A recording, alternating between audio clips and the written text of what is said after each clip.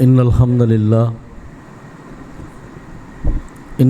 لله الذي أنجز وعده ونصر عبده وهزم الأحزاب وحده فقال الله جل وعلا في محكم تنزيله أعوذ بالله السميع العليم من الشيطان الرجيم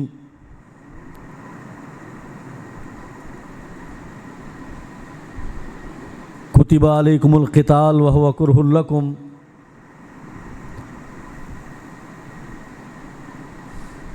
وقال النبي صلى الله عليه وسلم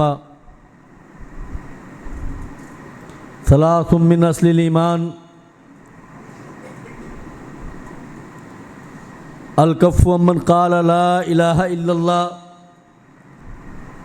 لا تكفره بذنب ولا تخرجه من الإسلام بعمل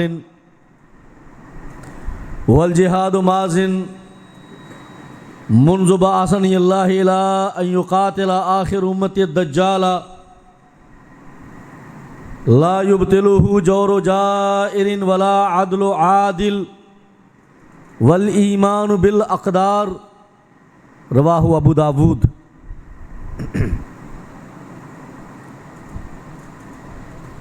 آپ نے مجھ سے پہلے علماء کی گفتگو سنی، خاص طور پہ قاری عبد الرحمن عابد صاحب، اللہ تعالی ہمارے اس بھائی کے علم و عمل میں اضافہ فرمائے، برکت دے، حفاظت فرمائے، حاسد کے حسد اور شریر کے شر سے محفوظ رکھے۔ بہت اچھی پیاری سچی بات ہے، میرا دل نہیں کر رہا تھا کہ قاری صاحب گفتگو ختم کریں، دل کرتا تھا قاری صاحب قرآن پڑھتے جائیں، ہم سب سنتے جائیں، لیکن چونکہ ہمارے معزز مہمان بھی موجود ہیں، وقت بھی کافی ہے، اور مجھے بھی بھائیوں نے حکم کیا کہ تم نے لازمی حصہ ڈالنے کے لیے آنا ہے، تو میں اب سب کو اس جامعہ، اس کے طلبہ، اس میں پڑھے جانے والے قرآن اور اس سے فارغ التحصیل ان تمام طلباء اور ان کے والدین کو مبارکباد بھی دیتا ہوں اور قبولیت کی دعا بھی کرتا ہوں۔ یقیناً یہ آپ کا بہت بڑا صدقہ جاریہ ہے۔ پچھلے سال بھی میں حاضر ہوا تھا اور بچوں کی تحفیظ و تکمیل کے سلسلے میں جو تقریب تھی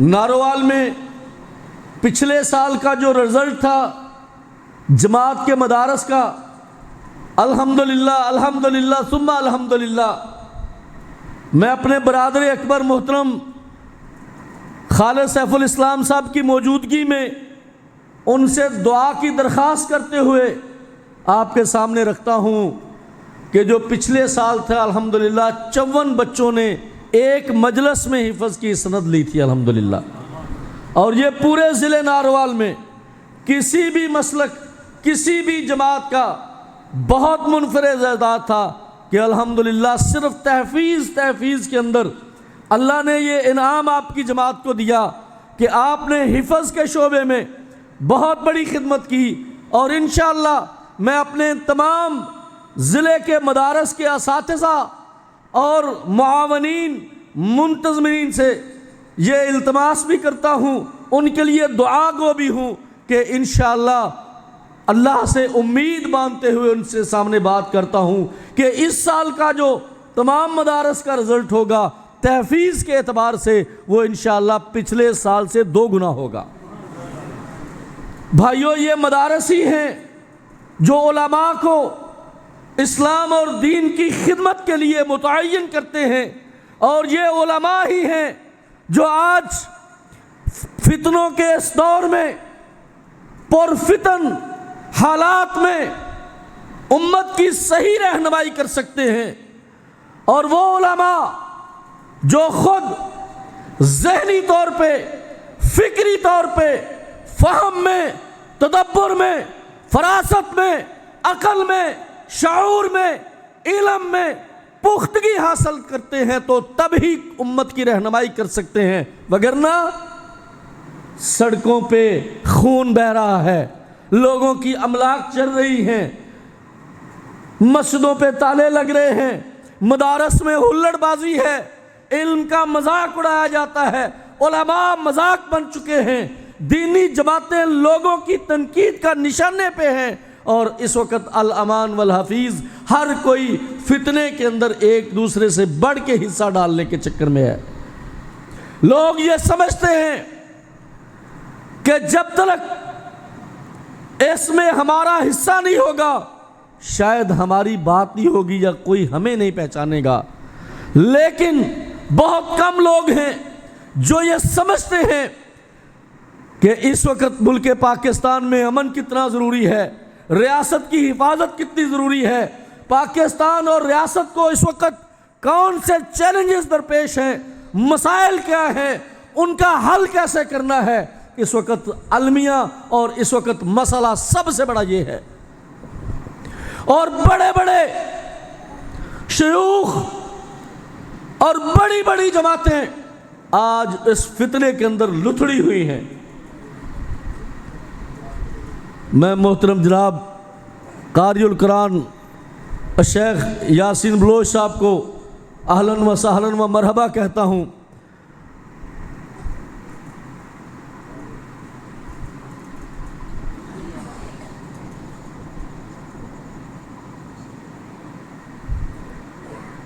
فتنوں کے اس دور میں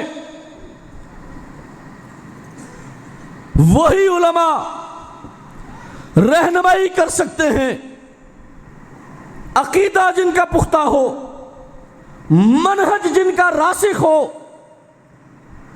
اہداف واضح ہو، ذہنی طور پہ کلیئر اور کلیئرٹی ان کی بہت زیادہ ہو، بہت زیادہ۔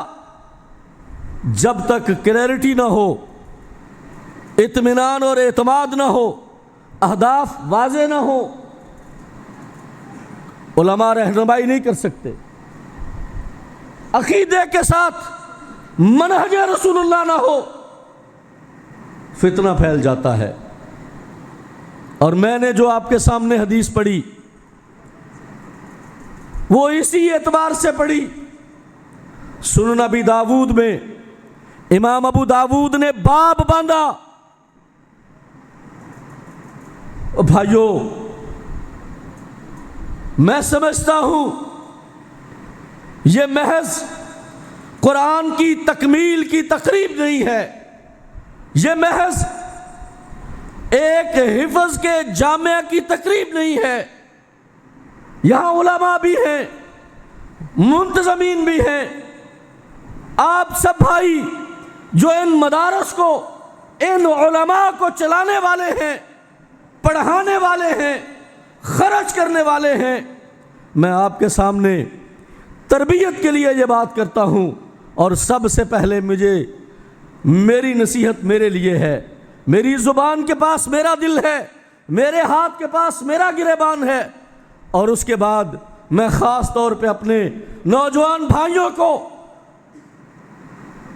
بہت واضح ایک میسج دینا چاہتا ہوں۔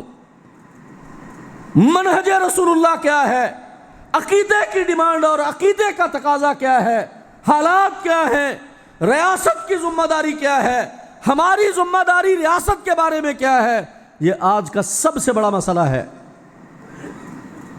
سنن ابی داود میں امام ابو داود نے باب باندھا، بابو فی الغزو مع سلطان الجائر، باب ہی کمال کا باندھا۔ واللہ میں بڑے بڑے لوگوں کو دیکھتا ہوں جو اس فتنے میں مبتلا ہو جاتے ہیں۔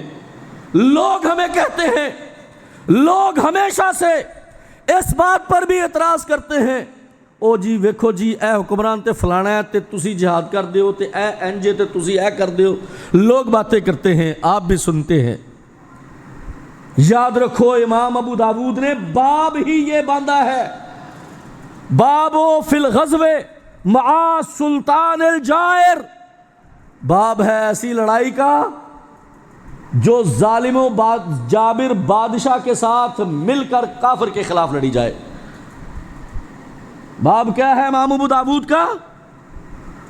باب فی الغزو مع سلطان الجائر، بادشاہ ظالم ہے، حکمران ظالم ہے، ظلم کرتا ہے، ضابطے ظلم کے، حکومت ظلم پر، عدلیہ ظلم پر، مقننہ ظلم پر، ادارے ظلم پر، نظام ظلم پر، اسلام کے مخالف نظام ہے، آئین بھی مخالف ہوگا، اسمبلی بھی مخالف ہوگی، ایوان بھی مخالف ہوگا، اس میں بیٹھا بندہ سورہ فاتحہ بھی پڑھنے کے قابل نہیں ہوگا، مگر ایک حصہ ہمارا بھی ہے کہ اس کے پیچھے ٹھپا ہمارا تھا۔ اسے ووٹ کس نے دیا تھا؟ اسے ووٹ کس نے دیا تھا؟ بنیاد عوام نے باندھی تھی، پھر وہ ریاست بنا تھا، بنیاد آپ نے رکھی تھی، پھر سڑکوں پر رونے سے پہلے خود کی تربیت کیوں نہیں کی؟ اور امام ابو داود نے باب باندھا، بادشاہ ظالم ہے، اس کے ضابطے ظلم پر ہیں، اس کا نظام ظلم پر ہے، مگر اگر وہ کافروں کے خلاف لڑتا ہے، اگر وہ ہندو کے خلاف لڑتا ہے، اگر وہ صلیبی کے خلاف لڑتا ہے، اگر وہ یہودی کے خلاف لڑتا ہے، تم یہ نہیں دیکھو گے یہ ظالم ہے، تم یہ نہیں دیکھو گے جسے سورہ فاتحہ آتی ہے کہ نہیں آتی، تم اس کو مضبوط کر کے دشمن کے خلاف لڑو گے۔ تمہارے اہداف تمہاری دشمنی کے، تمہارے اہداف تمہارے لڑنے کے، تمہارے اہداف تمہارے ہتھیار کے، تمہارے اہداف تمہارے گن گولی کے، تمہارے اہداف تمہارے فتوے کے، تمہارے اہداف تمہاری ذہنی سوچ کے کلیئر ہونے چاہیے کہ تمہارا دشمن سرحد کے اندر نہیں، سرحد کے پار ہے۔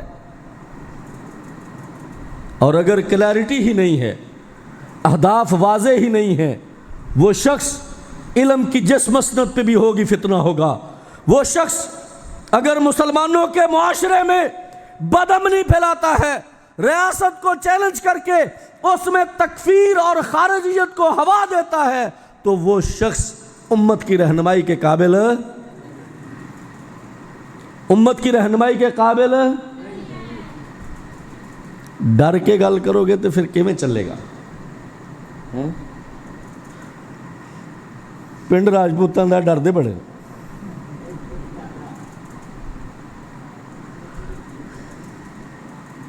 وہ امت کی رہنمائی کے قابل ہے؟ ہون تھوڑی گل بنی اس طرح مینوں سمجھ لگے گی کہ میری گل تینوں سمجھ بھی لگن رہی ہے، یہ نہ ہوئے میں رولی پا کے یور یار لا کے گھر تر جاؤں، تھی سویرے پوچھو آندھا کی صحیح۔ بات یاد رکھنا، اس بات کا تعلق ہمارے عقائد کے ساتھ بھی ہے، اس بات کا تعلق ہمارے عقائد کے ساتھ بھی ہے۔ باب باندھا انہوں اور نیچے حدیث کیا لے کر آئے؟ راوی حدیث کے عن انس بن مالک رضی اللہ تعالی عنہ، انس بن مالک حدیث کے راوی ہیں۔ میں جب نکلا اور یہاں بیٹھا تو میرا ذہن یہ تھا میں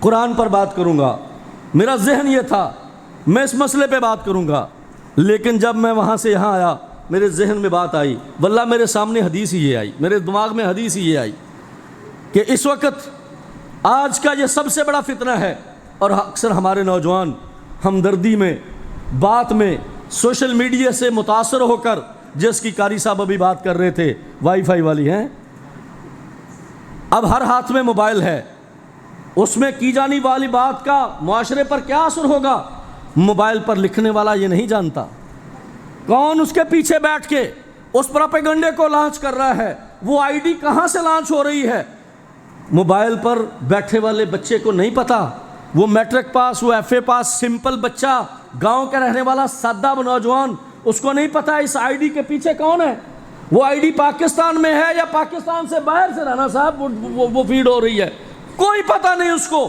وہ فیک، مجہول، اور وہ دین کے نام پہ بیٹھا ہوا ہے۔ اور ہمارا بچہ اس کو دین سمجھ کے پھیلا رہا ہے، دین کی خدمت سمجھ کے پھیلا رہا ہے۔ یاد رکھو، یہاں میں چلتے چلتے ایک بات کی طرف اشارہ کر دوں، بٹو صاحب گل لمبی ہو جائے معافی دے دیا جائے۔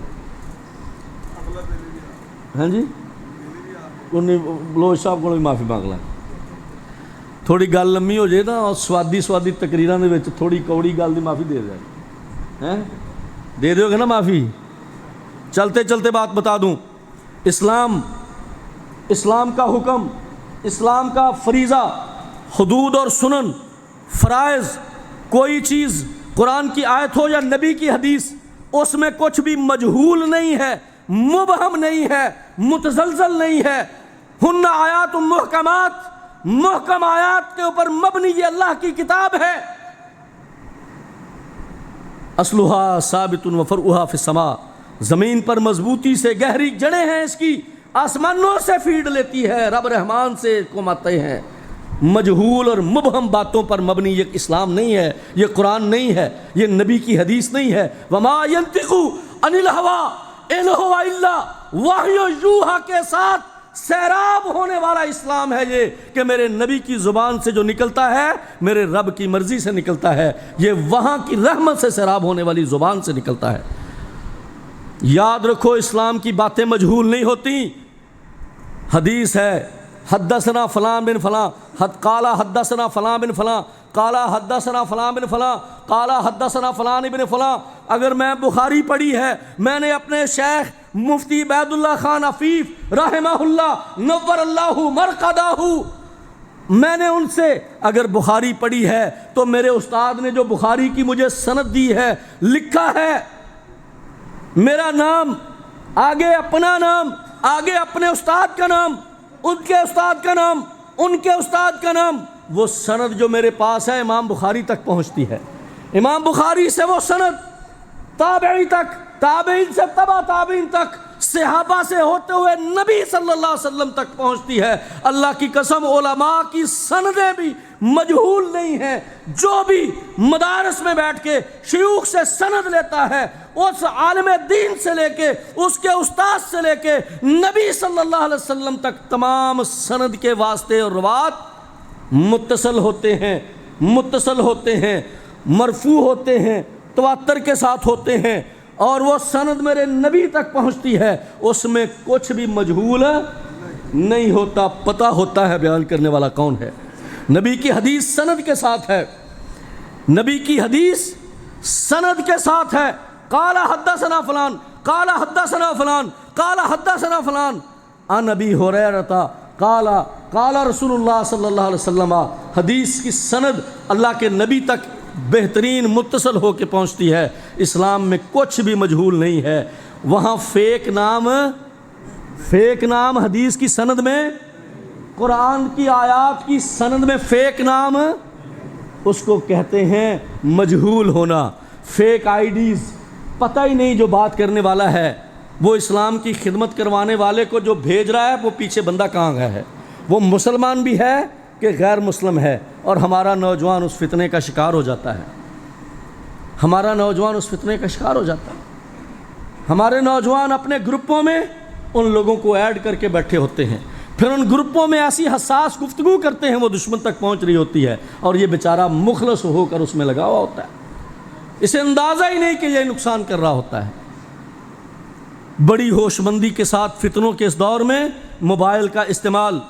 میرے پاس کل کچھ والدین آئے، ہمارے بچے 4 مہینے ہو گئے ہیں فلاں ادارہ اٹھا کے لے گیا۔ جی کیوں اٹھا کے لے گیا؟ وہ جی موبائل تے لگے رہندے سن، پتہ کیا، پتہ چلا انڈیا کے ساتھ لنک تھے۔ ان کو کہا بھئی تم، اجی ہم تو دین کی دعوت کا کام کر رہے تھے۔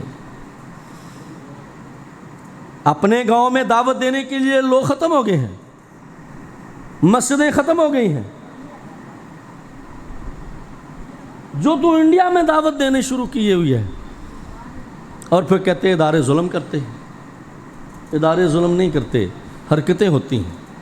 تو بہرکیف باب باندھا امام ابو داود نے، باب و فی الغزو مع سلطان الجائر، باب ایسی لڑائی کا لڑی جائے، بادشاہ ظالم ہے، ہم اسے پسند نہیں کرتے، ظلم کرتا ہے مگر کافر کے خلاف لڑتا ہے، تو ہم کافر کے خلاف ہوں گے، ہم کافر کے ساتھ مل کے اپنے ملک میں فطور ہن ڈر جیا جے نہیں بھی گل چنگی لگدی تے گل نبی دی ہے چنگی لگنی ہے یہ چنگی لگنی پینی ہے کدی گل ہے نبی دی ہے یہ مننی پینی ہے نہیں بھی نہ چنگی لگدی تے مننی پینی ہے گل مدینے آئی ہے اور امام ابو داود نے بتائی ہے فرمایا حضرت انس بن مالک حدیث کے راوی ہیں قال ثلاث من اصل الایمان 3 چیزیں یہ حدیث کا ترجمہ کر کے میں بات ختم کر دینی ہے 3 چیزیں بندہ مومن کے ایمان کی جڑ ہیں 3 چیزیں بندہ مومن کے ایمان کی جڑ ہیں جس درخت کی جڑ نہ ہو کیا کرتے ہو اسے پجگی کر دے وڈ دیں وڈ کے یا ساڑ دیں تے یا صوفہ بن جاندہ ہے کسے کم ثلاث من اصل الایمان اصل حمزہ صاد لام اصل عربی زبان میں جڑ کو کہتے ہیں اور جڑ بھی وہ جسے آپ کہتے ہیں یہ مولی جڑ ہے یہ کون سی جڑ ہے مولی جڑ ہے جس بنیاد پر جس جڑ پر درخت ٹکا ہوا ہوتا ہے 3 چیزیں اسلام کی جڑ ہیں جڑ کے ساتھ مثال دی میرے محبوب پیغمبر صلی اللہ علیہ وسلم نے حدیث لے کر جانا ایمان کی بات ہے عقیدے کی بات دے کے جانے لگا ہوں حدیث ثلاث من اصل الایمان ایمان کی 3 جڑیں ہیں الکف امن قال لا الہ الا اللہ لا الہ الا اللہ پڑھنے والے سے ہاتھ روک لو لا الہ الا اللہ پڑھنے والے سے ہاتھ روک لو اسے نقصان اپنے ہاتھوں سے اسے نقصان نہ پہنچاؤ لا تکفرہ بذنب اگر اس سے کوئی گناہ ہو جائے غلطی ہو جائے تو اس پر کفر کا فتویٰ ہاں جی تے جے لمبے سارے بانس دے کے کفر دی مور پھڑی ہوئے تے دوروں ہی جناب ٹھوکی جائیے تو پھر ایمان کے منافی ہے کلمہ پڑھنے والے لوگوں پر کفر کے فتوے ہاں جی لانے نے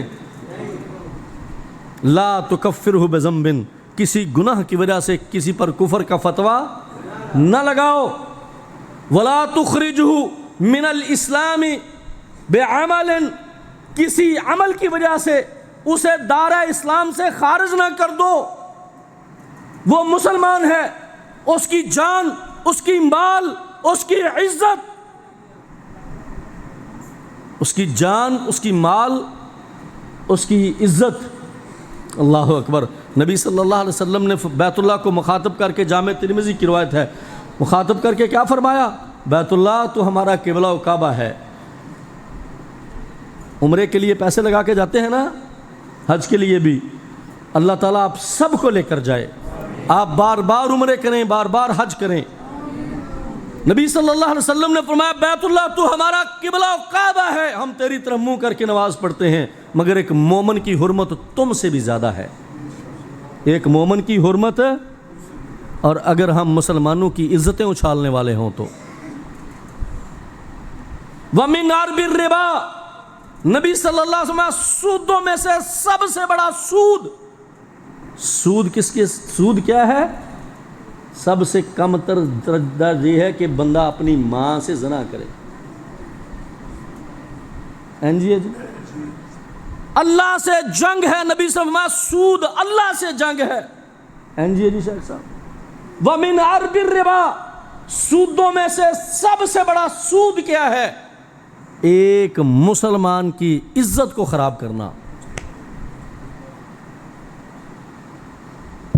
کیا سمجھتے ہیں یہ لا الہ الا اللہ ہے اس کا وزن ساری زمینوں اور ساتوں آسمانوں سے زیادہ ہے جو ایک مسلمان کے سینے میں لا الہ الا اللہ دھڑکتا ہے آپ اسے کیا سمجھتے ہیں وہ لا الہ الا اللہ ساتوں آسمانوں سے بھاری ساتوں زمینوں سے وزنی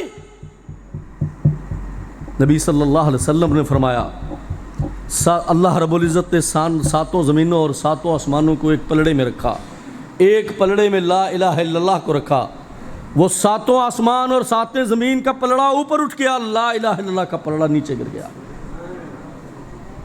اور جس کے دل میں لا الہ الا اللہ ہو تم اسے قتل کر دو، تم سڑکوں پہ اس کا خون بہا دو، تم اس کی املاک کو جلا دو، تم اس کی گاڑیوں کو جلا دو، اور لا الہ الا اللہ کا نعرہ مار کے ہی جلا دو۔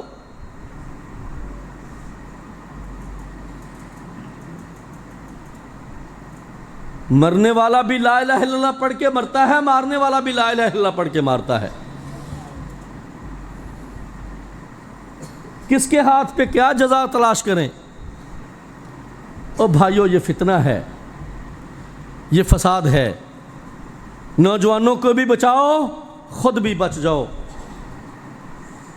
لا تکفرہ بذنب ولا تخرجہ من الاسلام بعمل، کسی عمل کی وجہ سے اسے دار اسلام سے خارج نہ کرو۔ فرمایا بندہ مومن کے ایمان کی دوسری جڑ کیا ہے؟ والجہاد مازن منذ بعثنی اللہ الی یقاتل آخر امتی الدجال لا یبطلہ جور جائر ولا عدل عادل۔ نبی صلی اللہ علیہ وسلم فرمایا دوسری جڑ بندہ مومن کے ایمان کی کیا ہے؟ یہ جہاد اس وقت جاری ہوا جب محمد کریم صلی اللہ علیہ وسلم کو اللہ نے حق کے ساتھ مبعوث کیا۔ منذ بعثنی اللہ، جب اللہ نے مجھے مبعوث کیا، جب میں نے لوگوں کے سامنے کھڑے ہو کے کہا ایھا الناس قولوا لا الہ الا اللہ تفلحوا، صحیح بخاری کے لفظ ہیں، صحیح بخاری کے لفظ ہیں، ایھا الناس قولوا لا الہ الا اللہ تفلحوا، لوگو لا الہ الا اللہ پڑھ لو تم کامیاب ہو جاؤ گے۔ اس وقت جہاد اللہ نے جاری کرایا، اور کب تک چلے گا؟ اِلَىٰ أَن يُقَاتِلَ آخر امتی الدجال، یہاں تک کہ میری امت کا آخری شخص دجال کو قتل کر دے۔ میرا اور آپ کا ایمان ہے دجال کو کون قتل کرے گا؟ کون قتل کرے گا؟ کتے کو ڈرتے ہو؟ بولو والا، کون قتل کرے گا؟ عیسیٰ بن مریم قتل کریں گے۔ میرا اور آپ کا عقیدہ ہے، اور جس کا یہ عقیدہ نہیں ہے وہ پکا مرزئی بے ایمان ہے۔ ہیں کیوں شادیہ مرزئی ہے نا؟ تینوں بہت پتہ ہے، یہ نوجوان ماشاءاللہ مرزیوں مسلمان ہویا ہے، اللہ انہیں استقامت دے۔ جس کا یہ عقیدہ نہیں ہے کہ عیسیٰ بن مریم زندہ ہے، مرزا قادیانی کا سب سے پہلا فتویٰ یہ ہے، یاد رکھنا اس نے اپنا معاملہ یہاں سے شروع کیا تھا۔ مرزا قادیانی نے فوراً نبوت کا دعویٰ نہیں کیا تھا، وہ مجدد بنا، مجدد سے مسیح موعود بنا، مسیح سے پھر ابن مریم بنا، ابن مریم سے پھر کہاں گیا؟ پھر اس نے نبوت کا دعویٰ کیا اور درجہ بدرجہ گیا۔ اور عیسیٰ بن مریم اس نے خود کو بھی کہا، اور عیسیٰ بن مریم کو مرزئی زندہ نہیں مانتے۔